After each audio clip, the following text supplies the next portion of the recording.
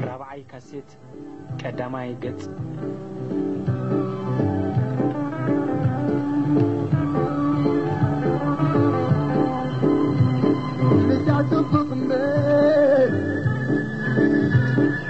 بزعبا اب ሃይማኖት ተዋህዶ ዝግበር ጉጉያ ካይዳን አስተምሮታትን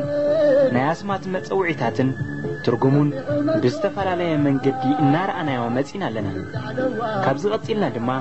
ትርጉም አስማት ሰብ ዘይኮነስ ኣብቲ ናይ ተዋህዶ ሃይማኖታዊ እምነት ዝጥቀምሉ ማእሰር ዝኾነ ናይ እምነቶም መርገጺ ከመይ ከም ዝኾነ ኣብዘን ስዕባ ነጥብታት ክሪና ቀዳማይ ማርያም ተሃብኩም ካላይ እንቋዕ ማርያም ማሕረትኪ ሳልሳይ ማርያም ተሐልኹም ረብዓይ ስምዕኒ ማርያም ሓምሻይ አደይ ማርያም ዝብል መጽውዒ ሻድሻይ አባት ነፍሲ እንታዩ ሻውዓይ ባሕታውያን ክልተ ግዜ ተወጽዖም ሻምናይ ህይወት ዘይብሉ ሃይማኖት በዓቲ ሰይጣን እዩ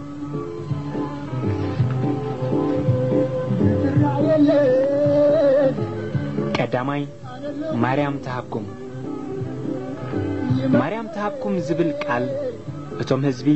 ንማርያም ስለ ዘምልኹ እቲ ዝወሃብ ዘበለ ድማ ካብ ማርያም አምላኾም ስለ ጽበይዎ እዩ እዚ ነገር እዚ ኮነይልካ አንጻር ዝስዕብ ቃል ንምጽራር ዝተኣልመ ክፍኣት እዩ በታ መዓልቲ እቲኣ ሓንቲ እኳ ክትሓቱንን ኢኹም ነቦ ብስመይ ዝለመንኩምዎ ዘበለ ኩሉ ከም ዝህበኩም ብሓቂ ይብለኩም ኣለኹ ክሳዕ ሕጂ ሓንቲ እኳ ብስመይ ኣይለመንኩምን ሓጎስኩም ምሉእ ምእንቲ ክኸውን ለምኑ ክትረኽቡ ድማ ኢኹም ወንጌል ዮሐንስ ምዕራፍ 16 ካብ ጥቕሲ 23 ክሳዕ 24 እዚ ኣዝዩ ዝሕዝን ነገር እዩ እቲ ህዝቢ ምእንቲ ምሕረት ኢየሱስ ክርስቶስ ካብ እግዚአብሔር አቦ ረድኤት አምላኽ ከይቅበልሲ መልክዑ ብዝለወጠ መንገዲ ምእንተ ማርያም ማሕረና ክርስቶስ ኢሉ ከም ዝልምን ይገብሩ ኣለዉ ነቲ ሓቂ ዝደሊ ሰብ ካብዚ ጽውጽዋይ ድማ ክርሕቕ ዝመርጽ እቲ ምሕረት እንረኽበሉ መንገዲ ምእንተ ማርያም ተባሂሉ ንደቂ ሰባት ከም ዘይወሃብ ንምስክረሉ ኣለኹ መጀመርያ ክርድኦ ዘለና ኢየሱስ ክርስቶስ አቢሉ ምድሓን ዝሃበና እቲ አቦ ኩሉ ምሕረት ዝኾነ እግዚአብሔር አምላኽና ጥራይ እዩ እቲ ሓቂ እዚ ተኸዊሉ ግና ሰባት ምእንተ ማርያም ማሕረና ክርስቶስ እናበሉ ይጽልዩ ኣለዉ ምእንተ ኢየሱስ ክርስቶስ ማሕረና እግዚአብሔር ምባል ግና ንኣዛኖም ሓድሽ እዩ ንልቦም እውን ጋሻ እዩ ክርስቶስ ማለት ኩሉ ነገር ኣብ ኢዱ ዝኾነ ቅቡእ ንጉስ ማለት እዩ እቲ ኣብ መጨረሻ ዘመን ዝመጽእ ናይ ጥፍኣት ክርስቶስ ድማ ኩሉ ነገር ኣብ ኢደይ ዝኾነ ቅቡእ ንጉስ እየ ብምባል እዩ ክትንስእ እምበኣር ምእንተ ማርያም ማሕረና ክርስቶስ ምባልሲ ነቲ ክመጽእ ዘለዎ ክርስቶስ ጥፍኣት ደጌታቱ ዘጣጥሕ ጽላሎት ጥፍኣት እዩ በሉ ክርስቶስ ማለት ንጉስ ማለት ካብ ኮነስ ምእንተ ማርያም ማሕረና ንጉስ ትብሉ ኣለኹም ማለት እዩ እቲ ብስም ርእሱ ዝመጽእ ናይ ሓሶት ንጉስ ምስተንስአ ደኣ እንታይ ክትገብሩ ኢኹም እታ ክትልምነልና እትበሃል ማርያምሲ እቲ ዝግበር ዘሎ ኩሉ ክፉእ ኣይትፈልጡን እዮም ምክንያቱ እዚ ስም እዚ ማለት ማርያም ዝብል ስም ኣጋንንቲ ዝወረስዎ ስም ደኣ እምበር ናታ ኣይኮነን ወላ እኳ እቲ ስም ሓደ እንተኾነ ከምቲ እቲ ጸረ ክርስቶስ ንገዛእ ርእሱ ከም ክርስቶስ ገይሩ ዝሾመ ካልኦት ኣጋንንቲ እውን ገዛእ ርእሶም ኣብ ማርያም ዝብል ስም እንተሾሙ ዘርብሖም ምዃኑ ፈሊጦም ደኣ እምበር ካልእ ኣይኮነን እቲ ናይ ጥፍኣት ክርስቶስ እቲ ክርስቶስ ዝብል ስሙ ናይ ኣምላኽና ኣይኮነን እቲ ማርያም ዝብል ናይ ሓሶት ስም ድማ ናይታ ንስኹም ኣደ ኢየሱስ ክርስቶስ እናመሰለትኩም እትጽጉዕዋ ስም ኣይኮነን ምእንተ ማርያም ምባልኩም ድማ እቲ ንክርስቶስ ዝተዋሃበ ደገ ንኻልእ እውን ከም ዝተዋሃበ ትምስክሩ ኣለኹም እሞ ፍርድኹም ፍርዲ ረሲኣን እዩ እዞም ብዲያብሎስ ዝተጠበሩ ህዝቢ ወላ እኳ ንእግዚአብሔር ከም ኣምላኽ እንተተቐበልዎ ንኢየሱስ ክርስቶስ እውን ከም መድሓኒ እንተፈለጥዎ ነገር ግን ከምቲ መጽሓፍ ቅዱስ ዝብሎ ንኽልተ ጎይቶት ክግዛእ ዝኽእል የልቦን ኣብ መንግስቲ ሰይጣንን ኣብ መንግስቲ ኣምላኽን ክግዝኡ ኣይከኣሎምን እዩ ንኣምላኽን ንበዓላትን ብሓደ ከገልግሉ ድማ ኣይፍቀደሎምን እዩ ወላ እኳ ብሓሳቦም ንኣምላኽ እንተዘይከሓድዎ ነገር ግን ከምቲ ኩሉ ነገር ብፍሪኡ ከተለልይዎ ኢኹም ዝብል ጽሑፍ ዘሎ ናቱ ከም ዘይኮኑ ብፍሪኦም ይገሃዱ ኣለዉ ጥዑይ ፍረ ዘይፈሪ ዘበለ ይቑረጽ ዝብል ጽሑፍ ምእንቲ ክፍጸም ድማ ግድል ናይ ዝተቆርጸ ስርዓት ፍረሙት ኣምልኾ እናሰዓቡ በግብሮም ኮነ በሐሳቦም ነቲ ፍቃድ ኣምላኽ ይጻረርዎ ኣለዉ ማርያም ተሃብኩም ምባሎም ድማ እቲ ውህበት ኣምላኽ ካብ ኣምላኽ ጥራይ ከም ዘይኮነ ብኻልእ እውን ከም ዝርከብ በቓልኣፎም መሰኻኸር ይኾኑሎ ኣየ ክንደይ ዕውር ትምህርቲ እዩ እቲ ዝልምን ማርያም ተሃብኩም እናበለ ይልምን እቲ ዝምልስ ድማ ማርያም ትርዳእኩም ይብል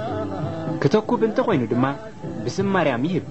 እዝስ ከመይ ዝዓይነቱ ሕንቅሊቶ ይኮን እዩ ከምቲ ምድሪ ካብ ሰማይ ብርሕቀቱ ዝፍለ ሓሳብ ሰብ ድማ ከምኡ ካብ ሓሳብ ኣምላኽ ብክንድኡ ዝርሕቀቱ ይፍለ ከምቲ ንገዛእ ርእሶም ከም ኣበር ዘይብሎምን ንጹሃትን ገይሮም ንኽቆጥሩ ብሓሳቦም ዝተጸበሩ ኣምላኽ ግና ከምቲ ናታቶም ኣተሓሳስባ የብሉ እቶም ብክርስቶስ ዳግማይ ዝተወልዱ ሕያዋን ሰባት ግና ሓሳብ ክርስቶስ ኣለዎም እቶም ብመንገዲ ርእሶም ምኻድ ዝመረጹ ሰባት ግና ፍልጠት ርእሶም እምበር ፍልጠት ክርስቶስ ኢየሱስ የብሎምን መጽሐፍ ቅዱስ ከምዚ ይብል ኣነ ነዚ ኣብዚ መጽሐፍ እዚ ዘሎ ቃላት ትንቢት ዝሰምዑ ኩሎም እስማዓሎም ኣለኹ ሓደ እኳ ናብዘን ቃላት እዚአን እንተወሰኸ ኣምላኽ ከዓ ኣብዚ መጽሐፍ እዚ ተጻሒፉ ዘሎ መዓት ክውስኸልዩ ሓደ ሰብካ ካብ ቃል ትንቢት እዚ እንታጉደለ ኣምላኽ ካብተን ኣብዚ መጽሐፍ እዚ ተጻሒፈን ዘለዋ ኦም ሕይወትን እታ ቅድስቲ ከተማን ግዲኡ ኸጉድለልዩ ራእይ ዮሐንስ ምዕራፍ 22 ካብ ጥቕሲ 18 ክሳብ 19 እምበኣር እቲ ሕያው ቃል ሰሚዕኩምዎ ኣለኹም ካብ ቃል ኣምላኽ ዘጉደለ እታ ኦም ሕይወት ክትጐድላ እዚ ማለት ካብታ ኦም ሕይወት ኣይወሃቦን እዩ ማለት እዩ ስለዚ ንሱ ካብ ኣምላኽ ይርሐቕ ሕያው ዘይኮነ ዘበለ ድማ እታ ከተማ መንግስቲ ኣምላኽ ክትጐድላ መንግስቲ ሰማያት ዘይተዋሃበ ሰብከ ናበይ ኮን እዩ ዝኸይድ ብርግጽ ናብ ሲኦል እዩ እቲ ፍርሃት ኣምላኽ ዘለዎ ሰብ ናብ ሲኦል ምእንቲ ከይድርበስ ናብቲ ክርስቶስ ዘዳለወ ፍልጠት ሓቂ ይመለስ እምበኣርሲ መጽሐፍ ቅዱስ ከምዚ ይብል እምበኣርሲ ከምቲ እግዚአብሔር ኣምላኽኩም ዝኣዘዘኩም ክትገብሩ ድማ ተጠንቀቑ ካብኡ ንየማን ኮነ ንጸጋም ኣይትዝበሉ ኦሪት ዘዳግም ምዕራፍ 5 ጥቕሲ 32 ካልኣይ እንቋዕ ማርያም ማሕረትኪ እዚ ቃል እዚ ማርያም ከም ኣምላኾም ስለ ዝኾነት ምሕረት ድማ ካብታ ዝኣምንዋ ኣምላኾም ክጽበዩ ስለ ዘለዎም ነቲ ተማሒርዩ ዝብልዎ ዘለዉ ድማ ምስጋና ክህብሉ ስለ ዝድለ ንሓራስ ሰበይቲ እንቋዕ ማርያም ማሕረትኪ ተባሂላ ሰላምታ ክውሃባ እንከሎ ንሳ ድማ ተቐቢላ ኣሜን ኢላ ትምልስ ብተወሳኺ እንቋዕ ማርያም ነብስኺ ሃበትኪ ይበሃልላ ከምኡውን እቲ ሓራስ ጓል ማርያም ተባሂላ ከም ትጽዋዕ ይግበር ነቲ ናይ ሕርሳ ኩነታት ድማ ብምሕረት ማርያም ከም ዝካየድን ማርያም ናብ ሕርሲ ከም ዘብቃዓታን ጌርካ ይቁጸር ብምኽንያት ምሕረት ማርያም ዝውለድ ህፃን ግና ፈጺሙ የለን ምሕረት ኩሉ ናይ እግዚአብሔር እዩ እዞም ህዝብ እዚኦም ብወግዒ ንእግዚአብሔር ኣይክሕድዎ ወይ ድማ ብወግዒ ንሰይጣን ኣይስዕብዎ ብሓሳቦም ዝተጠበሩ ኣይውዑይ ኣይዝሑል ሓዲግ ኣብ ዝተጠውየ ፍልጠት ዝተሓንቁ ሰባት እዮም በቲ ሓደ ወገን ብስም ኣቦን ወልድን መንፈስ ቅዱስን ይኣምኑ በቲ ሓደ ወገን ከዓ ኣምልኾ ብዙሕ በዓላት ይኣምኑ ብዛዕባ እዚኦም ብዙሕ ንብሎ እኳ እንተነበረና ብዝኾነ ኮይኑ ግን በዝኮነ በቲ ብኽልተ እግሮም ካብ ዝሕንክሱ እታ መንገዲ ሕያው ኣምላኽ ከም ዘይረኽብዋ ፍሉጥ እዩ መጽሐፍ ቅዱስ ከምዚ ይብል ኤልያስ ድማ ናብ ብዘሎ እቲ ህዝቢ ቀሪቡ ክሳዕ መዓስ ኢኹም ናብ ክልቲኡ ወገን እትሕንክሱ እግዚአብሔር እንተ ኮይኑ ኣምላኽ ደድሕሪኡ ሰዓቡ በዓል እንተ ደኣ ኮይኑ ከዓ ንዕኡ ሰዓቡ በለ እቶም ህዝቢ ግና ሓንቲ ቃል ኣይመለስሉን ቀዳማይ መጽሐፍ ነገሥት ምዕራፍ 18 ጥቕሲ 21 ሳልሳይ ማርያም ተሓልኹም እዚ ቃል እዚ እውን ንኣምላኽነት ማርያም እዮም ዝምስክሩ ዘለዉ በቲ በዓላቶም ዘዳለውዎ ስጋዊ ስርዓት ቁፅሪ ዕለታት እናፈቐዱ ንበዓላቶም መስዋእቲ ክዕርግሎም መስዋእቲ ሕሩድን መስተን ይገብሩ እሞ ኣብቲ መስዋእቲ ናይቲ በዓል ዝተኻፈለ ዘበለ ድማ ነቲ ወኪል ናይቲ መስዋእቲ ማርያም ተሓልኹም ይብልዎ ብኻልእ ስም ንዝግበር ዝክር ድማ ብስም እቲ ዝጽዋዕ ዘሎ መልኣኽ ወይ ሰብ ጠቒሶም እገለ ይሓልኹም እናበሉ ይምርቑ እዚ ማለት ወላ እኳ ብማርያም ዝግበር ኣምልኾ ጥራይ እንተዘርዘርና ካልኦት ብዙሓት ንግደታትን أو دامتاتن ذكراتن سيطان زخبرلهم ألتا بلعستن غايلان بزحات يوم انتقونا جن اتناي مريم زمصانايو ابنت نايتي اغاننتي بزمخنيات سمزي زهلوم غزات كنغلص انكلنا نايتوم سموم ابز زيته تقسه غلوص كوينو الله مالتي امبارتي كفاتن متلالن سرعات منغس سيطان كباقال عنايو نايتوم كالوت بعلاتون بتماساسالي منغدي املخو زغبرلهم بملوم يتسور كفاتهم يغادالو مالتي سلازي كمتناي مريم ذكر زغبرو بسبات مريم تحلقهم زبهاللهم اتوم كالوت بعلاتون اكلا يحلقهم اناته بهاله يزربلهم الحقኛ ናይ እግዚአብሔር ሓልዋ ግና በክርስቶስ ኢየሱስ ጥራዩ ዝካየድ ማንያቱ በዘይካ ጎይታ ኢየሱስ ክርስቶስ ጓሳ ተባሂሉ ክጽዋዕ ንኻልእ ንሓደ እኳ ናይ ጉስነት ስልጣን ዝተዋህቦ የለን እቶም ናይ ጥንቆላ መምሃራን ግና እቶም ናይ እግዚአብሔር ጓሶት ብዙሓት እዮም ኢሎም ዝኣምኑ ንምዃኑ ትጓሳ ዝበሃልሲ ትርጉሙ ዶ ይፈልጥዎም ከም ጓሳ ጤልን በጊዕን ኮይኑ ዶ ይዝራዮም እምባር ሰባ ምድሪን ከሎ እኳ ወንጌል አምላኽ ምእንቲ ክምህር ከም ጓሳ ኮይኑ እንተተሾመ ብስጋ ድሕሪ መማቱ ግና ናብቲ ክዕርፈሉ ዝኽእል ስፍራ ይዝውሰድ እምበር ከም በሐድሽ መሊሱ ከም አምላኽ ኮይኑ ብረቂቕን ብመንፈሳዊ መስርሕን ናይ ሓልዋ ንጥፈታት ያካይድን ስለዚ አቱም በመጽሐፍ ቅዱስ ዘይተዋሃበ ፍልጠት እትምህሩ ነቲ አንጻር መጽሐፍ ቅዱስ ክትወዳደሩ ምድላይኩምሲ ከመይዛ አይነቱ ፍልጠት ዳአኾን አሊኩሚ كفلتت أملاخسي فلتتكم دو يعبيو أملاخ جنا كم زبالة كما يلكم دقايكم نحنا لباماتنا حقيقزي أبير دما مسانا اللو تبلو زلخم جناخة إنه نايت حافتي برعي حاسوتي ناب حاسوت قلبي توي وزمت بمنياتات زياتهم كحفرون كسم بدون كتحزنهم إنه نقال እግዚአብሔር ወግዶም ሲ ከመይ ዝበለ ጥበብ ደአኮን አሊወሚ ትንቢት ኤርሚያስ ምዕራፍ 8 ከጥቅስ 8 ክሳዕ 9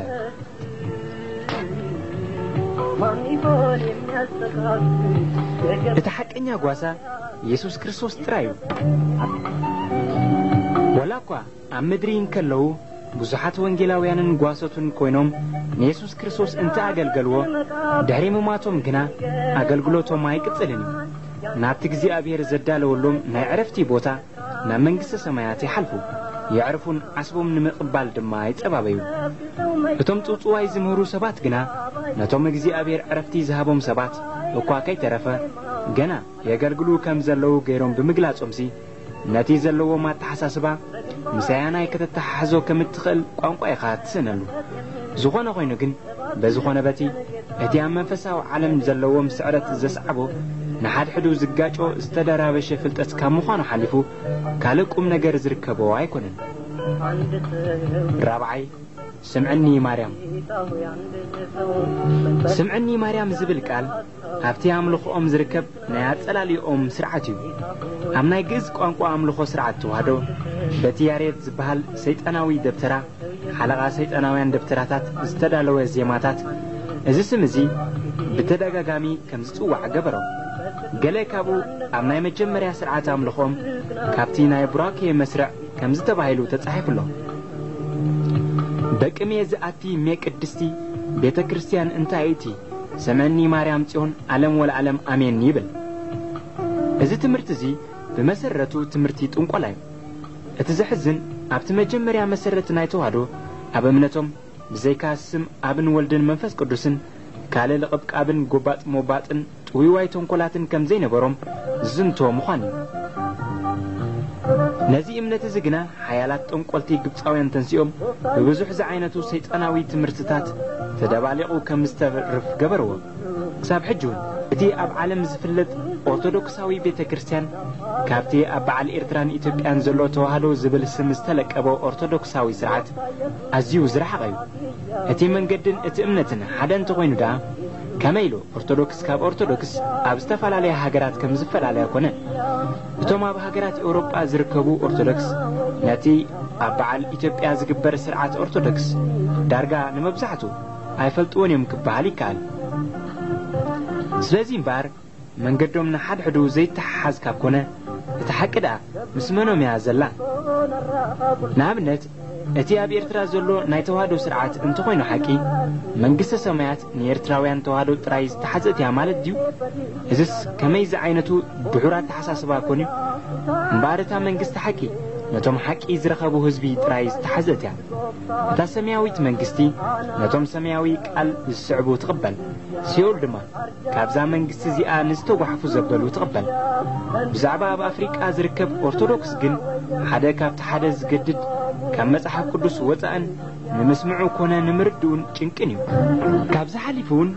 بزح زجرم قالات هالو أنا أبتحتي جزءات المات تحس كوينة أبزغط للو زنبرك أوان كنميتناي كلاي درجاناي منفسها وقبر حيلن سرحيتات سلطناتات موسادي زوم كم زياتهم زأمسلو صحفات نغريهم توهيو من نبرو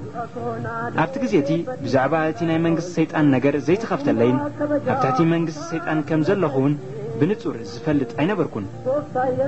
اتزنببو زنبركم متحفتيون بمنقص سيطان استدالو سرعة عملوخو مخانو ما يفلتني نيره أبتكزيتي نازم استيرزي نغستوعل أي تفقد اللين نيرو سلازي دما أي تناقركون حجي تماليسا بكريستوس يسوس أمني حرنت بوتا كوينة كذكرة كلهو بزعنا أملاخ زفتون كفو مقبار تسألن منقص سمايات كأتوز دلي كم زنبركون بملو يذكرني يقول انبر مغنيات تياوشت إذا نبرا سيت أنا وجزات أبكي عيوتات نخصاتف بتدقق مجزي جدد نبركو كابوانات حدا جزيجنا قبل بي حدا نجر تزربه إذا نجرزي كابينا يمنجستي كم استوهبني أبتجزيتي كردو أزخ لا يكونكم انتقنا لك عكمتي سب نسب الزربو أبتحتي منجس سيت أني جزاء كم زلقون كمنجس سيت أن دما كوس أني زخ الزخانة يكون حيل كم زي اللي انتقلت عليه قبل بيد ما وهن في الحين زعينته زتدب على قسميتها تفترة انتقنا كن بتم الأختي نخجزونا كابجزي أبي رستوهبنا يوز مثلا نيرو بتم أوشت أي زنبرو ملأختون ملأخت أملاخ يوم زمثلون زنبرو سلازي እግዚአብሔር ፈቲው ስለዝገበሮ ካብዚያቶም ሓራክ ወጻሉ ዝኽእል ተስፋ ወይ መንገዲ ብዘይ ምህላው እግዚአብሔር እዚ ነገር እዚ ብምግባሩ ኣዝዩ ዘጉሂዩ ኢለ ሓሰብኩ እንተኾነ ግና እዚ ስምዒታት እዚ ብቕጡፍ ከም ዝዕጽኦ ተገብረ መን ከም ዝዓጽኦን ስለምንታይ ከም ዝተዓጽኦን ዝፈልጦ ነገር ኣይነበረንን እንተኾነ ግን ካብዚ ግዜ እዚ ጀሚሩ እቲ ንኣምላኽ ምድላይ ኣብ ልበይ ተሓትመ ድሕሪ ቁሩብ ግዜ ድማ እቶም መናፍስቲ ጽሉል ክገብሩኒ ምዃኖም ኣፍለጡኒ በዚ ነገር እዚ እምብዛ ተጨነቕኩን ፈራሕኩን ኣቕለይ ጸበበንን ንስምባደይ መፍትሒ ሰኣንክሉን ስለዚ ነታ ዝጽለለላ ሰዓት ብራዕድን ብጓህን ክጸባበያ ተገደድኩ ሰይጣን ንደቂ ሰባት ኣእምሮኦም ከም ዝስሕቱን ከም ዝጽለሉን ገይሩ ኣብ ስርሑ ይጥቀመሎም ኣነ ግና ኣብቲ ግዜቲ ሰይጣን ንደቂ ሰባት ስለምንታይ ከም ዝጽለሉ ገይሩ ክግልገለሎም ከም ዝፈልጦ ነገር ኣይነበረንን ዝኾነ ኮይኑ ዝተጸለሉ ሰባት ኣእምሮኦም ካብ ስራሕ ወጻኢ ከም ዝኸውን ይፈልጥ ነበርኩ ድሕሪዚ ድሕሪ ገለ ቁሩብ ግዜ ድማ ሓደ ብምስሊ ኣሞራ ዝተገልጸ መልኣኽ ሰይጣን ናባይ መጸ ኣብቲ ኣፍ ደገ ናይቲ ኣነ ዝነበርክዎ ክፍሊ ብወገን ናይቲ መስኮት ኮፍ በለ ኮፍ ኢሉ ከሎ ከም ድምፂ ብዙሓት ኣናህብ ዝዓይነቱ ብርቱዕ ድምፂ ኣብ ዙርያኡ ነበረ ድሕሪዚ ንገለ ደቃይቕ ዝኸውን ደቂሰ ከም ዘለኹን ኣብ ሕልሚ እዚ ነገር እዚ ይኸውን ከም ዘሎን ኮይኑ ተሰማዓኒ ብእንቡ 4-5 ዝኾነ ኣንስቲ ኣብታ ኣነ ደቂሰሉ ዝነበርኩ ክፍሊ ይረኣኽዎን እቲ ገዛ ዕጹው ነይሩ ነገር ግን ሽዑ ጋህ ኢሉ ከሎ ረኣኽዎ ሓንቲ ካብኣተን ብሕቖይ ሓዘትኒ ሕቖይ ክስበር ክሳዕ ዝደሊ ዝተጎዘዝኩ ኮይኑ ስለዝተሰማዓኒ ኣቲትትቲ በልክዋ ሰብነተይ ክሪኦ ከለኹ ብዘይ ዝኾነ ይኹን ልብሲ ኣብ ዓራት ተደርቢዩ ነበረ ብድሕሪዚ ናብ ኣእምሮ ተመለስኩ እቲ ገዛ ከም ቀደሙ ዕጹው ነይሩ ሰብነተይ እውን ክዳውንተይ ለቢሰን ኣብ ርእሲኡ ብኸበርታ ተኸዲነን ከም ዘለኹን ተረዳእኹ እዚ ነገር እዚ ኣጨናቒ ኩነት ኮነኒ ናብ ኣእምሮ ክምለስ ከለኹ እውን ሰብነተይ እናንፈጥፈጠዩ ጸኒሕኒ ክጽለለሉ ዝኽእል ግዜ ከም ዝበጽሐ ድማ ተረዳእኩ እቲ ጭንቀት ኣብዚ ሕጂ ዘለኹ ሓርነት ኮይነ ክዝክረ ከለኹ እቲ እግዚኣብሔር ዝገበረለይ ዓብ ውዕለት ደጋጊመ ንኸመስግን ይገብረኒ ኣብቲ ግዜቲ ምሸት ከባቢ ሰዓት 7 ሓደ መልኣኽ ሰይጣን ብተደጋጋሚ ግዜ ናባይ ይመጽእ ብምንባሩ ከም ዝስንብድን ብምንባሃቕ ከም ዝሽገርን ይኸውን ነበርኩ እቲ ምንባሃቕ መንጋጋይ ክስበር ዝዘለየ ኮይኑ ክሳዕ ዝስማዓኒ ክሳዕ ዝደክምን ክሳዕ ዝነብዕን ይገብረኒ ነበረ ወትሩ ሓሳበይ ድማ ከምዚ ነይሩ እቶም ኣዕሩኽተይሲ ድሕሪ ምጽላለይ እንታይ ኮን ይብሉ ይኾኑ እንተዳ ቀልጢፈ ተጸሊለኸ ንኣምላኽ ከመይ ለደኣ ክደልዮ ይኽእል ይኸውን ዝተጸለለ ሰብከ ነቲ ብዘይፍላጥ ዝገበሮ እግዚኣብሔር ከም ሓጢኣት ዶ ይቖጽረሉ ይኸውን ዝብል እዩ ዝኾነ ኮይኑ نابتي نخطحفو مخنيات كوينن نزولو مسكرنات كمالسكم منقص سمايات كأتوز دلي سبدو ألو كابتين نقص عمت أزغون الديابلوس هيدم أملاخ طولوت دك سبات سمعو يملس سمعني مريم زبلك ألن أستمرون قنا فلت رسياني بزيك أملاخ كالت طولوت سب سمعو زملس يلن نتومني أملاخ سبات طولوتهم أملاخ يوزملسو نتوم بمنقدهم استقاقيو قنا سيطان أملاخهم يخون مو بسراويتو أبيلو دما نعلامو نعوتن نجزاتو مدلدلن مأنتي كخونو بسم مريمن بسم كالوت أسماتن زتلة طولوت ملاش يبليو سيطان ندك سبات سرعتا أملخو السرعالهم مأنتي مسك زي أبيرينا زلنا هايلهم جزارسهم كم زتبرو نمقباريو نحد سب كما يجير كانت فلتت حكي كم تسقرر تقبرو أبتم كورين بزح أوانزل أخوي بزح زعينة منفسها وسرعتات فلتتات ونكسمة نوانجل كإززو شوهاتهم استعطون أمرهم استدفنن فغادهم دما استأسرن سباتالو حجي أنا نعم مسكر له مالخو أتكوينو موزلو منفساوي ما أسرتي ديابلوسيو بمولهم أغاننتي زلوهم سبات ولا أنا أملاخ زدوليون تخونو نتحق موسي بمحلاو دما زي سرقون زي حسون زي زمون ندخا مرداء زفتون انتخونو أتوم أغاننتي أبتم سبات محدارهم جن زوم سبات زياتهم كاوشت إجزاءات سيطان حرازي وطوم مخانهم وخل مرقاقتيو معناتو أتومني أملاخ منفس أملاخ اللوهم أتومني سيطان دما منفس سيطان اللوهم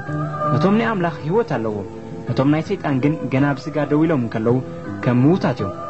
هزي كبل كله جنا نقويتا استقبلوا سبات نقرب جزية أبسقوهم ترايك سفر زخل جانين كاللوهم يخليو إذا مالتون نالبات أبجلا كريستيانات كمزي سلا زجات أمبر أجاننتي أبسقا كريستيانات كسفروا حجاوي مالتا يكونن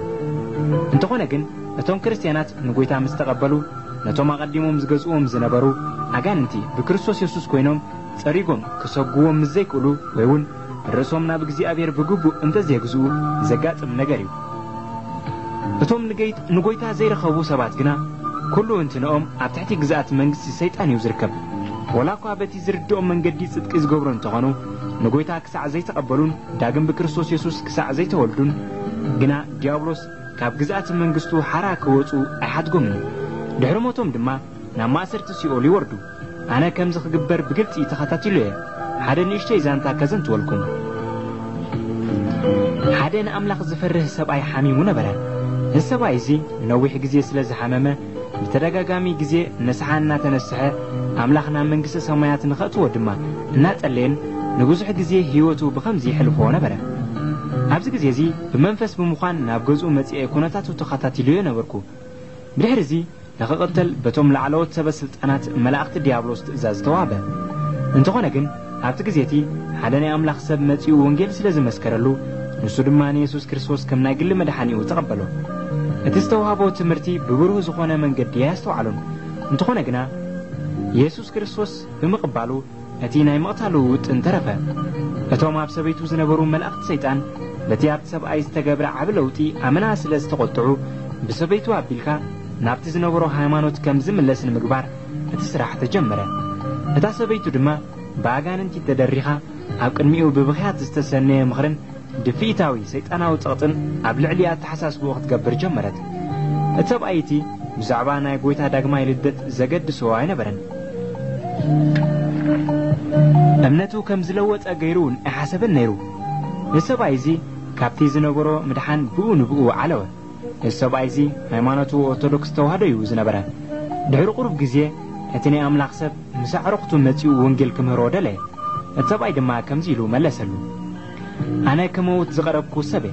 حدا قري أب قدقاد آتيون كاللوس كتسحت الندو تدلي علىها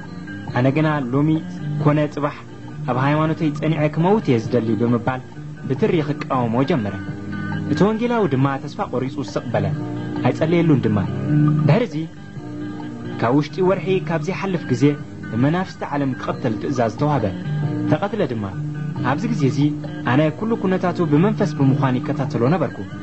السبايزي اتا نفسو بمنافس سيط أنت تحيزا ناو كانو سات قصعا توسدد نفسيو لي وسد كمزلو رقصيو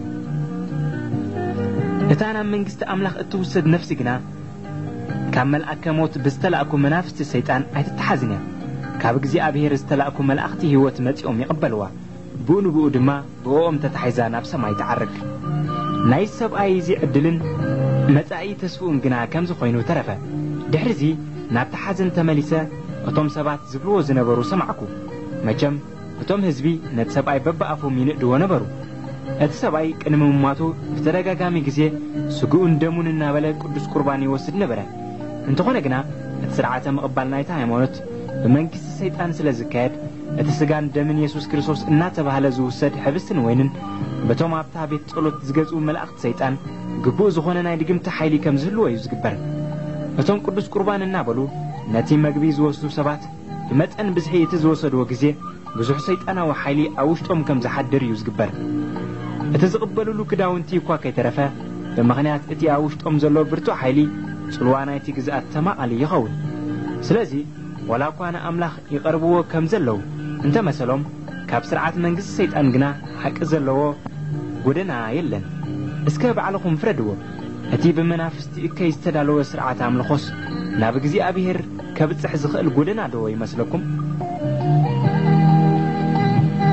ኣደይ ማርያም ዝብል መጸውዒ ኣደይ ማርያም ትበሃል ዘላስ ንሳ መን እያ መን ይንሱ እቲ በኣኣ ተወሊዱስ ኣደይ እናበለ ዝጽዋዓ ህዝቢ ተዋህዶን ካቶሊክን እንተዘይኮይኑ መን ክኸውን ይኽእል ሓደ ግዜ ቅድሚ ቅሩብ ዓመታት ኣብ መስርሕ ሃይማኖታዊ ንጥፈታት ክሳተፍ ስለ ዝተመዘዝኩ ነቲ ብዛዕባ ማርያም ዝተደርሰ መጽሓፍቲ ክድህስዎ ጀመርኩ ኣብኡ ድማ ማርያም ኣደ ህዝብን ህዝብታትን ዝብል ጽሑፍ ረኸብኩ እቲ ጽሑፍ ብምሉእ ማርያም ኣደ ኩሉ ፍጥረት ከም ዝኾነት እዩ ዝዛረብ እቲ ዘገርም እቲ ጽሑፍ ብመንግስቲ ሰይጣን ከም ዝተጻሕፈ ዘግህድዎ ነጥብታት ብቕሉዕ ተጻሒፉ ይርከብ ነገር ግን ኣብ መንፈሳዊ ዓለም እቲ ንመንግስቲ ሰይጣን ዝድግፍ መጽሓፍቲ ብደቂ ሰባት ኣብ ዝንበበሉ ግዜ እቲ ዘንብብ ዘሎ ሰብ በቲ ጽሑፍ ከም ዝምሰጥን ብገርህነት ከም ዝቕበሎን ጌርካውን ስለ ዝድፋእ እቲ ሰብ ነቲ ኣብቲ ጽሑፍ ዘሎ ጉድለታትን ምትላልን ከም ዘየስተውዕሎ ይግበር ወይ እውን ንምቃወሙ ከም ዘይደፍር ይግበር እቲ ጉድለታት ናይቲ ጽሑፍ ዝብሎ ዘለኹ እቲ ብቕሉዕ ንኣምላኽነት ዲያብሎስ ባይታ ዝህብ ንስርዓት ኣምላኽ ድማ ዝጻር ጉልባቡ ዝቐልዐ ምስጢር ብጉህድ ድማ ንምኽረ ኣምላኽ እናወገዘ ንህላውነት እግዚአብሔር ዘረስዕ ማለት እቲ ናይ እግዚአብሔር ኣምላኽነት ስማዊ ጥራይ ከም ዝኸውን ዝገብር ኩሉ ሰብ በቐሊሉ ከስተውዕሎ ዝኽእል ቁልዕ ዝኾነ ዓመፃን ናይ ስሕተት ፍልጠትን ከይተሰከፉ ስለ ዘነጽርዎን ዘግህድዎን ነዚየ ጉድለታት ዝብሎ ዘለኹ ምኽንያቱ ኣብቲ ብመንግስቲ ሰይጣን ዝስራሓሉ ሰይጣናዊ መምርሒ ብዛዕባ ሃይማኖታዊ ፍልጠት ክትጽሓፍ ዝግባእ መጽሓፍቲ ምስም እግዚአብሔር ተጸጋጊዖም ብብዙሕ መጽሓፍ ቅዱሳዊ ጥቕስን ሓቂ ዘምስል ረቂቕ ምትላልን ኣማእኪሉ ዝተዳለወ ክኸውን ኣለዎ ስለ ዝብል ነቲ ናይ ሓሶት መጽሓፍቲ ሰብ ብቐሊሉ ከስተውዕሎ ብዘይክእል መንገዲ ብረቂቕ ኣገባብ እዮም ከዳልውዎ ዝግባእ ነይሩ ኣብ ገለገሊኡ ድማ ነቲ ቅኑዕ ፍልጠት ኣምላኽ ኣብ ውሽጢ እቲ ናይ ስሕተት ፍልጠት ኣቲኻ ረቂቕ ብዝኾነ መንገዲ እቲ ሓሳብ ንሓድሕዱ ከም ዝመሳሰል ብምግባር ነቲ ክብጻሕ ዝግባእ ሸቶ ክትበጽሖ ኣለካ ስለ ዝብል ብዙሓት ሰይጣናውያን ደብተራታት ነዚ መምርሒ እዚ ወላ እኳ ዝጥቀሙሉ እንተኾኑ ገለገሊኦም ግና ዝግድሶም ኣይኮኑን ስለዚ ብቕሉዕ ኣንጻር ቃል ኣምላኽ ዝኾነ ጽሑፋት ይጽሕፉ ኣብ ገለገለ እዋናት በቶም ናይ ሃይማኖት መራሕቲ ዝኾኑ መላእኽቲ ሰይጣን ከም ኣድላይነቱ ብቕሉዕ ንመንግስቲ ሰይጣን እናጋሃደ ንምኽሪ መንግስቲ እግዚአብሔር ግና ዝኾንን ጽሑፋት ንኽጽሓፍ ይእዙዝ እዮም ከም ዝኾነሉ ኩነታት ዝበዝሕ እዋን ብዛዕባ ኣምላኽ ፍልጠት ኣብ ዘይብሎም ሰባት ሓድሽ ሃይማኖታዊ መምርሒ ከተኣታትዉ ኣብ ዝድለየሉ ግዜ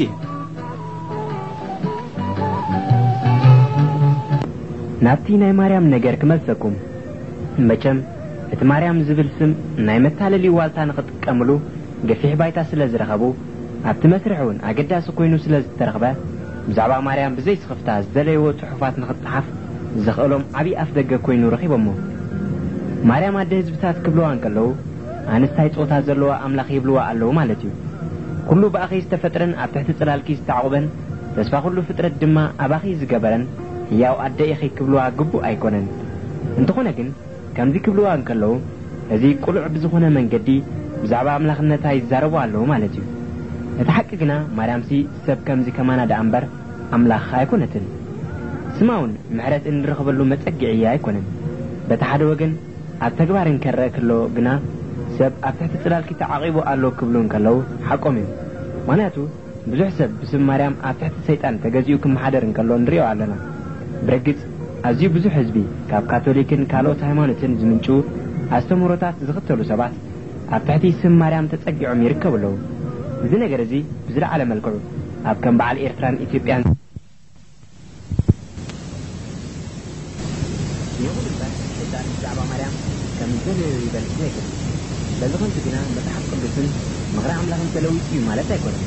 ولا بصحة سباتنا أملاح كم فقدوا غيرهم أنت زي تعبوا أملاح بزغن زين حسب وايلو توني إتي عدي مريم زبل متوعي مستيرا وتلأخذ زلو قالي بهايمان الدرجة يتوع سلزلو مريم ناي منفس ولاديتها نزبل قالي زوج فتوم عدي مريم زبلو سبات بمولهم بسقان الناتهم زخونا عديتها سلزلوهم مريم بسقاو من قد يعديو ما يكونتن مو خدا مريم بسقا عديوم كابزي تخون انتقونا جن عدي دما كابز قلوا مبار اتي عديوم مخانا مفساو نقر دامبر ابسقاو نقر سيا يكونن مالتيو بقلتي اتي عديوم مخانا ناي منفس ولاديتهم كم زخونت بغالات افهم يمسكروا علو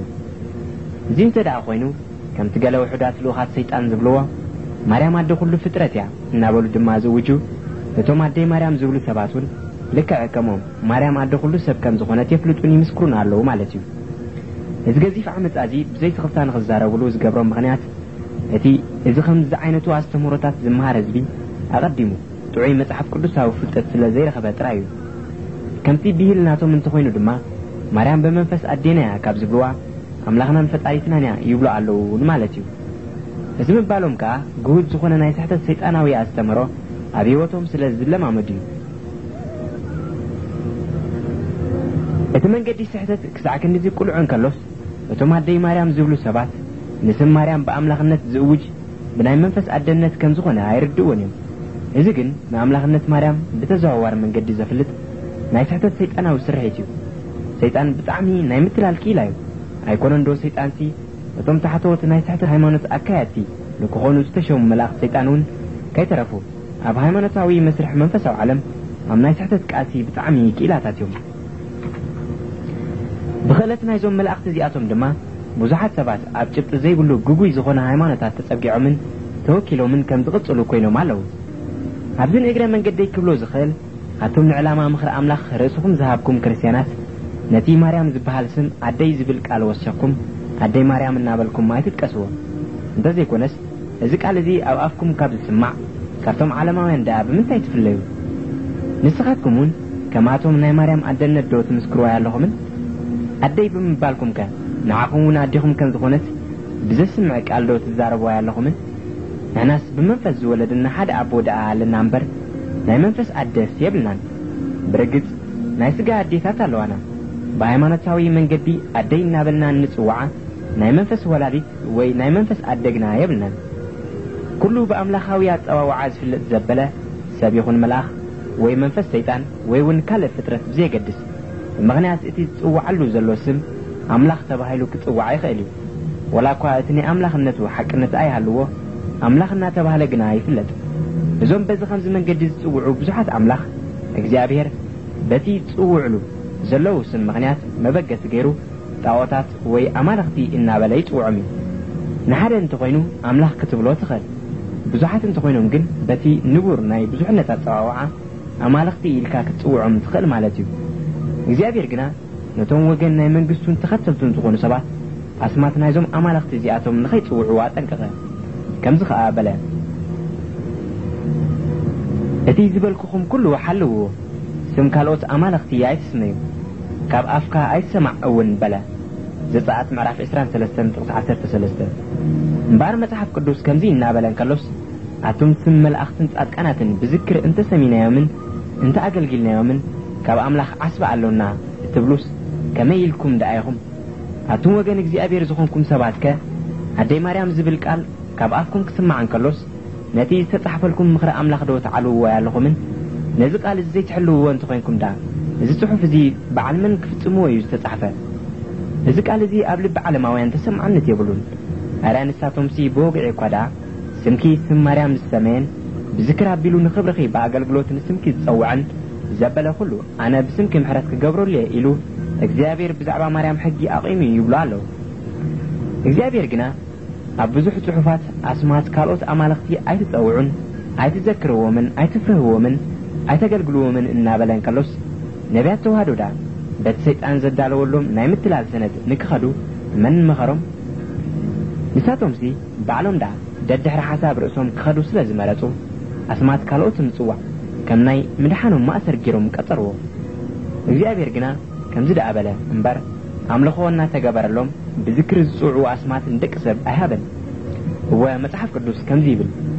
ምሳታቶም ኮነ ምስ ኣማልኽቶም ኪዳን ናይትእቶ ንኣማልኽቶም እንተ ኣገልገልካ እዚ መፈንጠራ ክኾነካዩ ዘጸአት ምዕራፍ 23 ካብ ጥቕስ 32-33 ብተወሳኺ መጽሓፍ ቅዱስ ከምዚ ይብል ብዛዕባ ምዉት ጽሕፈት ማሕተም ኣባኹም ኣይትግበሩ ዘሌዋውያን ምዕራፍ 19 ጥቕስ 28 ብተወሳኺ ሓደ ካብቲ 10 ትእዛዛት ኣምላኽ ከምዚ ይብል ኣብ ላዕሊ ኣብ ሰማይ ካብ ዘለውን ኣብ ታሕቲ ድማ ኣብ ምድሪ ካብ ዘለው ምስልን ስእልን ንዓኻ ኣይትግበር ኣይትገደሎምን ኣይተገልግሎምን ድማ ዘጸአት ምዕራፍ 20 ካብ ጥቕስ 4-5 ብተወሳኺ መጽሓፍ ቅዱስ ከምዚ ይብል ደቂ እስራኤል ድማ ኣብ ቅድሚ እግዚአብሔር ክፉእ ገበሩ ንበዓል እውን ኣገልገሉ መሳፍንቲ ምዕራፍ 2 ጥቕስ 11 ወሲኹ መጽሓፍ ቅዱስ ከምዚ ይብል ኣብ ነቢያት ሰማርያ ድማ ዕሽነት ርኢኹ ብስም በዓል ተነበዩ ንህዝቢ እስራኤል ኣስሓቱ ኤርምያስ ምዕራፍ 23 ጥቕስ 13 እወቶም ነቢያት በዓላት ዘገርም ነገር ይንበዩለው ዝብላዕ ምእንቲ ክረኽቡስ ንበዓላት ዘገልግል ኣብ ሰማይ ዓስቢ ኣለዎ እናበሉ ንልቢ ብዙሓት ብናይ ሓሶት ተስፋ ይጥብርለው ብስም በዓል ድማ ንኹሉ ሰብ ኣታሊሎሞን ኣንበርኪኾሞን ኣለው ሰይጣን ድማ ብቕድሚኦም ከም መልኣኽ ብርሃን ኮይኑ ይመርሖም ብድሕሪኦም ድማ ብሞት ይኽክቦም ኣሎ እምበር ሰይጣን ከምቲ ኣስማት ናይ ዝተፈላለዩ ጣዖታት ኣደይ ወይ ኣቦይ እናተባህለ ኣብ ሃይማኖታዊ መዳይ በኣምላኻዊ ኣጸዋውዓ ከም ዝጽዋዕ ዝገበረ በኣምልኾ በዓላት ድማ ክብሪ ንኽወስድ ምልኪ ዝረኸበ ከምኡ ድማ ብስም ማርያም ክብሪ ንኽወስድ ነዚ ስም እዚ ከም ኩሉ ጣዖታት ኣምልኾ ተሰሪዕሉ ነቲ ስሙን ከም ናይ ኣደነት መጸውዕን መምሓልን መማለድን ከም ዝኸውን ገበሮ ማርያም ግና ኣደ ህዝብታት ስለ ዘይኮነት በሃይማኖታዊ እምነት ኣደይ ተባሂላ ክትጽዋዕ ግቡእ ኣይኮነን እቲ ማርያም ዝብል ስም ሰሪቑ ዘሎ ድማ ብርግጽ ንሱ መስሓት እዩ ኩሎም ናይ ሓሶት ደረስቲ ንኣእምሮ ሰብ ብድንቁርና ከም ዝዕጾ ገይሮሞ እዮም ከምቲ ኢየሱስ ክርስቶስ ነቶም ሊቃነ ካህናት ኣይሁድ እንተ ሓተትኩኹም ኣይትምልሱን እንተ ነገርክኹም ድማ ኣይተኣምኑን ዝበሎም ሕጂ እውን ከም ቀደም ብዙሓት ደቂ ሰባት ብዛዕባ ኣምላኽ ሓቲትካዮም ዘይምልሱ ብዛዕባ ኣምላኽ እንተ ነገርካዮም ድማ ዘይኣምኑን ዘይሰምዑን ኮይኖም ኣብ ህልኸኛ መርገጺ ተወጢሖም ኣብ ትሕቲ ድንቁርና ተዓጾም ይርከብለው ኣነ ንነዊሕ ግዜ ኣብ ትሕቲ ግዝኣት ጸልማት ይነብር ነይረ ንምሕደራ መንግስቲ ሰይጣን እውን ብቐረባ ኣይፈትየ ብዙሕ ህዝቢ ኣብ ትሕቲ መንግስቲ ሰይጣን ብዘይፍላጥ ተገዚኡ ይርከብ ኣሎ እቶም ሰይጣን ዝገዝኦም ርእሶም ድማ ንእግዚአብሔር ዝሃቡ ሰባት ንኣምላኽ ተጻረርቱ ንዲያብሎስ ድማ ሰዓብትዮም ኣነስ ኣብ መስርሕ መንፈሳዊ ቃልሲ ልቢ ሰባት ዘይኣምንን ክትዕጽፈቱ ከም ዝኾነን ስለ ዝረኣኽዎ ኣይኮነን ዶ ሰይጣን ሓጊዝዎምሲ በዓላቶም እውን እንተኾነ ነቲ ምህሮ ኣምላኽ ንኸይቅበሉ ምእንትስ ኣብ ምኽሮም ዝጸንዑዮም ደቂ ሰባት ብሰይጣን ጥራይ ዝጠፍኡ ዘለዉ ኣይምሰልኩም ሰይጣንሲ ንፈቃደኛታት ዝኾኑ ሰባት ጥራይ ብዕሽነት ኣቢሉ ዝኸብክቦም እግዚአብሔር ግና ንኽፍኣት ደቂ ሰባት ስለ ዝፈለጠ ንባህሪኦም ብኸምዚ ዝስዕብ ቃል ኣቃሊዕዎ ይርከብ ልቢ ሰብ ካብ ኩሉ ጎራሕን ኣዝዩ ሕሱምን እዩ መንከ የስተውዕሎ ኣነ እግዚአብሔር ነፍሲ ወከፍ ከከም መገዱ ከከም ግብሩ ምእንቲ ክህቦ ንልቢ ይምርምሮ ንቖላሊት ከኣ ይፍትኖ በለ ኤርምያስ ምዕራፍ 17 ካብ ጥቕስ 9-10 ስለዚ እምበር እቲ እግዚአብሔር እኳ ከይተረፈ ንልቢ ደቂ ሰባት ኣዝዩ ሕሱም ከም ዝኾነ ዝመስከረሉ ንሕና ክርስቲያናት ወንጌል ከነስተምህር ከለና ካብ ብዙሓት ውሑዳት ጥራይ ክሰምዑና ግድን እዚኣቶም እውን ኣምላኽ ንልቦም ዘዳለው ውሑዳት ሰባት እንተዘይኮይኖም ብኽእለት ዘረባ ወይስ ብብዝሒ ቃላት ናብ ጎይታ ክምለሱ ዝኽእሉ ሰባት የለውን እቲ ኣምላኽ ዘይጸውዖ ሰብ ክንዲ ዝተዛረብካ እንተ ተዛረብካዮ ክንዲ ዝመሃርካ እውን እንተመሃርካዮ ዳኺምካ ደኣ ትተርፍ እምበር ልቢ ሰብ በዚ ኸምዚ ናብ ጎይታ ኣይምለስን እዩ ምናልባት ብጣዕሚ ናይ ኣዘራርባኻ ንሓሳብካ እንተ ተቐቢልዎ ድሕሪ ቁሩብ ግዜ ድማ ንክርስቶስ ይሓድጎ እምበር በዚ ኸምዚ ልቡ ንእግዚአብሔር ክህብ ኣይክእልን እዩ ገለገሊኦም ዘይሰምዑ ኮይኖም ዝረአዩና ሰባት ተዛሪብናውን ረብሪምና ዝሓደግናዮም ኣብ ካልእ እዋን ግና ልቦም ፈቃድ ኣምላኽ ንምፍጻም ናብ ኣምላኽ ንምምላስ ተዳልዩ ንረኽቦ እዚ ከምዚ ዓይነቱ ኣጋጣሚታት ከጋጥም ዝኽእለሉ ምኽንያት እቲ ሰብእቲ እግዚአብሔር ፀውዒዎ ናቤቱ ድማ ከም ዝምለስ ገይሩ ኣዳሊዎ ጸኒሑ ማለት እዩ እቲ ኣቦ ዘይጸውዖ ግና ናብ ኢየሱስ ክርስቶስ ክመጽእ ኣይከኣልን እዩ እቲ ኣቦ ዝጸውዖ ሰብሲ ከመይ ዝኣመሰለ ሰብ እዩ እቶም ኣቦ ዘይጸውዖም ከ ከመይ ዝኣመሰሉ ሰባት እዮም ኣምላኽ ዶ ንገለገሊኡ ሰብ እናጸውዐ ንገሊኡ ድማ ከይጸውዐ እናገደፈ ሌላን ጉሌላን እናገበረ ይፈላልዩ ያ ኣይፋሉን ኣምላኽሲ ንኹሉ ሰብ ናብ ህይወት ጸውዒዎ እዩ ንምኽሪ ኣምላኽ ብምሉእ ልቡ ንዝስዕብ ዘበለ ኩሉ ሰብ ድማ ናብ መንግስቲ ኣምላኽ ንኽኣቱ ሕጋዊ መሰል ተዋሂቡ እዩ እሞ ኸዳ እቲ ኣምላኽ ዘይጸውዖ ዝበሃለሉ ዘሎ ቃል ደኣ እንታይ እዩ ኣምላኽ ንኹሉ ሰብ ናብ ምድሓን ካብ ጸውዖስ እቶም ዘይተጸውዑ ደኣ በዓል መን እዮም ብርግጽ እቶም ዘይጽውዓት ዝተባሃለሎም ደቂ ሰባት እቶም ንጻውዒት ኣምላኽ ዕሽሽ ዝበሉን እቲ ጻውዒት ኣብ ህይወቶም ዘይሰርሐን እዩ ኣምላኽ ንባህሪ ደቂ ሰብን ንኣካይዶምን ካብ ቀደም ኣብ ቃሉ ኣስፈሮ ብዛዕባ እታ ቀዲሙ ዝተፈጸመን እናተፈጸመ ድማ ዝኸይድን ኣመልኪቱ ድማ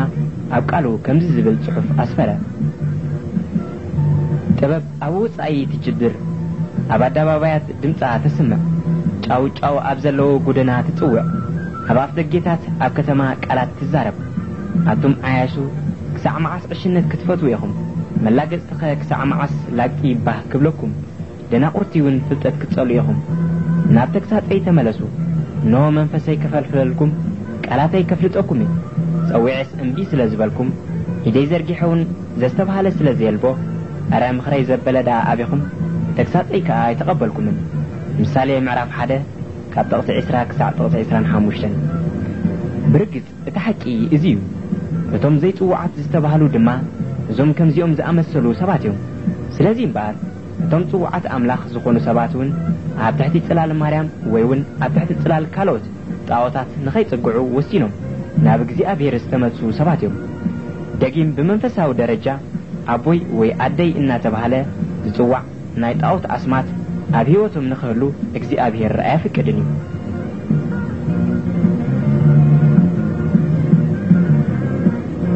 ሽዱሽተ ኣባት ነፍሲ እንታይ ማለት እዩ መንከ ጀሚርዎ እዚ ነገር እዚ ኣብ ክልተ ከፊልና ክሪኦ ንኽእል ቀዳማይ ትርጉም ኣበ ነፍሲ ካልኣይ ኣበ ነፍሲ መን ጀሚርዎ ዝብል ነጥብታት ክሪኢና ቀዳማይ ትርጉም ኣበ ነፍሲ ኣበ ነፍሲ ማለት ቃል በቃሉ ኣቦ ናይ ነፍሲ ማለት እዩ ኣበ ነፍሲ ተባሂሎም ዝጽውዑ ካህናት ተዋህዶ ብዙሓት እዮም ኣቦ ነፍሲ ግን ብዘይካ እግዚኣብሔር ካልእ የለን ሰብ ፍጡር እዩ እምበር ፈጣሪ ክኸውን ኣይከኣልን እዩ ስለዚ ኣቦ ነፍሲ እግዚኣብሔር ጥራይ እዩ ካህናት ተዋህዶ ኣበ ነፍሲ ተባሂሎም ክጽውዑ ከለዉ ዘይግብኦም ክብርን ሽመትን ተጻዒኖም ነቲ እግዚኣብሔር ዝጽውዓሉ ስፍራ ድማ ጎቢጦሞ ይርከብለዉ ሰብ ብናይ ወንጌል ኣገልግሎት ጓሳ ነፍሳት ኮይኑ ክምህርን ከስተምህርን ይኽእል እዩ ብናይ ወንጌል እምነት እውን ከም ደቁ ክጽውዖም ይኽእል እዩ ናይ ነፍሶም ኣቦ ግና ክኸውን ኣይክእልን እዩ ነፍሲ ሰብ መንፈስ እዩ ብዓይንቲ ስጋ ድማ ክረአ ኣይክእልን እዩ ነፍሲ ሰብ ብክርስቶስ ምስ ደሓነ ህይወት ድማ ካብ ኣምላኽ ምስ ተማቐለ ኣቦ ናይዛ ዝደሓነት ነፍሲ እግዚኣብሔር ጥራይ እዩ እምበር ሰብ ኣይኮነን ሰብ ንሰብ ብስጋ ይወልዶ እቲ ካብ ስጋ ዝተወልደ ድማ ስጋ እዩ እቲ ካብ መንፈስ ዝተወልደ ድማ መንፈስ ይኸውን መንፈስ ድማ ካብ እግዚኣብሔር ጥራይ እዩ ዝውለድ ኣቦ መንፈስ ድማ እግዚኣብሔር ጥራይ እዩ ናይ ስጋ ኣቦታት ኣለውና ናይ ነፍስና ወላዲ ግና እግዚኣብሔር ጥራይ እዩ ስለዚ ኣቦ ነፍሲ ዝብል መጸውዒ ንደቂ ሰብ ኣይወሃብን እዩ ኢየሱስ ክርስቶስ እውን ብስጋዊ መንገዲ ዘይኮነስ ብነፍሳዊ መንገዲ ኣቦ ተባሂሎም ዝጽውዑ ሰባት ንኸይህሉ የጠንቅቕ እዩ እቲ ጽሑፍ ድማ ከምዚ ይብል ኣቦኹም እቲ ኣብ ሰማይ ዘሎ ሓደ እዩ እሞ ኣብ ምድሪ ንሓደ እኳ ኣቦይ ኣይትበሉ ማቴዎስ ምዕራፍ 23 ጥቕሲ 9 ስለዚ እምበር መጽሓፍ ቅዱስ ኣብ ምድሪ ንሓደ እኳ ኣቦ ኣይትበሉ ካበለ ናይ ነፍሲ ኣቦና እግዚኣብሔር ጥራይ ምዃኑ ስለ እንፈልጥ ንደቂ ሰባት ኣበ ነፍሲ ንኽነብሎም ኣይንደፍርን ኢና ተዋህዶ ግና ኣንጻር ቃል ኣምላኽ ህልኸኛ ብዝኾነ መንገዲ ንክኸዱ ልቦም ስለ ዝሓንገደ እቶም ካህናት ኣበ ነፍሲ ይበሃሉ እቲ ሰዓቢኦም ዝኾነ ህዝቢ ድማ ልክዕ ከም ኣብ ቅድሚ ኣምላኽ ኣብ ቅድሚኦም ይናዘዝ እዞም ካህናት እዚኣቶም ነቲ እግዚኣብሔር ዝጽውዓሉ ኣቦ ነፍሲ ዝብል ስም ወሲዶም ንኽበልዑን ንኽሰትዩም ንመሸቀጢ ይጥቀሙሉ ኣለዉ ሰብ ባሪ ኣምላኽ ኣገልጋሊ ነፍሳት ደቂ ኣምላኽ ጓሳ ኮይኑ እንታስተምሃረ ስሙ ካብቲ ዝተለክዓሉ ንላዕሊ ሓሊፉ ኣቦ ነፍሲ ተባሂሉ ክጽዋዕ ኣይክእልን ባሪ ኣምላኽ ዝብል ስም እንተተዋህቦ ይኣኽሎ እዩ نحنا دق أملاخ بزحاتنا يونجل معبيت إكوان تالونا بزحات أبوتات قنا يبلنا أبا نفسي إنا بلنا دما إزمت أو عزي نسب عينه بونينا أملاخ نتي مغر حكي أقدمو قلي سوي أمدري نحن إكوا أبو يايتبولو بمبال دما تزاربا نايسقا أبوتات تالونا نزياتهم دما أبو إنا بلنا كنت وعم قبوي نايسقا أبونا قنا ناي نفس أبونا مالتا يكونن سلازي نتي نايسقا أبونا أبا نفسي كنبلو عين خلنينا كمو دما نتي ناي ونجل معبينا زخون سب أبو نفسنا كنبلو عين خلنينا هو نتي نفسي أبو اكزيابير تراي كم زخون سلا نفلت متحف قدوس كم زيبل ولد سلا زخونكم كا أملاخ نتي أبو إلو زيسوع منفس ودو نابلبنا على أخو قلاتيا معرف 4 تقص 6 سلازين بار اتوم بكريستوس يسوس داغم استولدو هيوان سبات أبو نفسهم اكزيابيريو اتوم ناي كريستوس داغماي لدت زي رخبو زي أمنتقنا زبلوا يفلطون يمما نتوم كما أتوم زفترتهم دك سباتي أبا نفسي إنابلو يتوعوا مالو أبقال أي قد يغطل